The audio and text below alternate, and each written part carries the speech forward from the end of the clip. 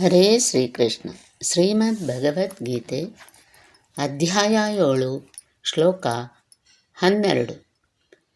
ಯೇ ಚೈವ ಸಾತ್ವಿಕಾ ಭಾವಾ ರಾಜಸಾಸ್ತಾಮಸಾಶ್ಚ ಯೇ ಮತ್ತ ಏವೇತಿ ತಾನ್ ವಿದ್ಧಿ ನ ತ್ವಹಂ ತೇಷು ತೇ ಮಯಿ.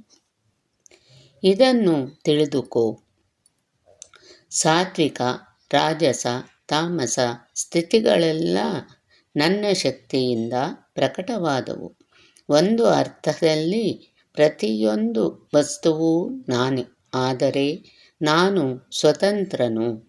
ನಾನು ಐಹಿಕ ಪ್ರಕೃತಿಯ ಗುಣಗಳಿಗೆ ಒಳಪಟ್ಟಿಲ್ಲ.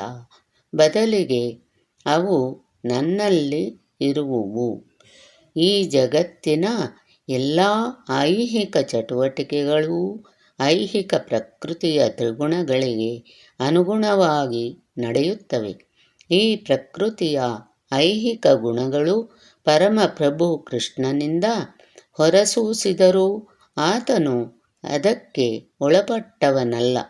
ಉದಾಹರಣೆಗೆ, ರಾಜ್ಯದ ಕಾನೂನಿಗನುಗುಣವಾಗಿ ಒಬ್ಬ ಮನುಷ್ಯನನ್ನು ಶಿಕ್ಷಿಸಬಹುದು. ಆದರೆ ಕಾನೂನನ್ನು ಮಾಡುವ ರಾಜನು ಆ ಕಾನೂನಿಗೆ ಅಧೀನನಲ್ಲ. ಇದೇ ರೀತಿಯಲ್ಲಿ ಐಹಿಕ ನಿಸರ್ಗದ ಗುಣಗಳಾದ ಸತ್ವ, ರಜಸ್ಸು ಮತ್ತು ತಮಸ್ಸುಗಳು ಪರಮಪ್ರಭು ಕೃಷ್ಣನಿಂದ ಹೊರಸೂಸಿದವು. ಆದರೆ ಕೃಷ್ಣನು ಐಹಿಕ ಪ್ರಕೃತಿಗೆ ಅಧೀನನಲ್ಲ. ಆತನು ನಿರ್ಗುಣನು. ಎಂದರೆ ಈ ಗುಣಗಳು ಅವನಿಂದಲೇ ಮೂಡಿಬಂದರೂ ಅವನನ್ನು ಬಾಧಿಸುವುದಿಲ್ಲ.